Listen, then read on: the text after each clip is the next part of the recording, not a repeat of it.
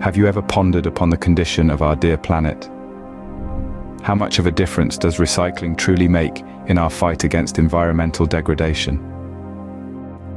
Welcome to a journey of comprehension, where we dive deep into the world of recycling.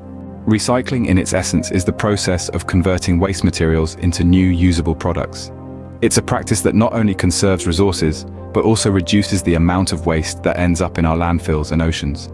But how does this process unfold? And what materials are commonly recycled? First, we have the collection and processing stage. This involves gathering recyclable materials like paper, plastic, glass, metal, and more. These materials are then sorted, cleaned, and prepared for manufacturing. Next comes the manufacturing stage. The prepped materials are transformed into new products. This could be anything from a newspaper being made into more newsprint, or a plastic bottle being turned into a fleece jacket. Lastly, we have the purchasing of recycled products. This is where you come in. By opting for products made from recycled materials, you're completing the recycling loop and contributing to the demand for more recycled products.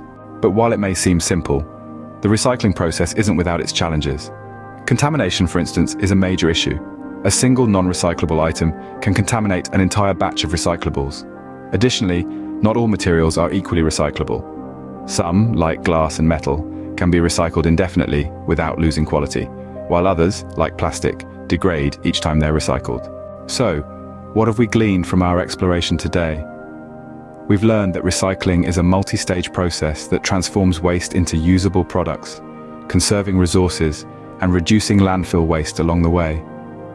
We've discovered that common recyclable materials include paper, plastic, glass, and metal. We've also come to understand that by buying products made from recycled materials, we're playing a crucial part in sustaining the recycling cycle. However, we've also acknowledged the challenges faced in recycling, from contamination to the varying recyclability of materials. Despite these hurdles, the benefits of recycling are undeniable.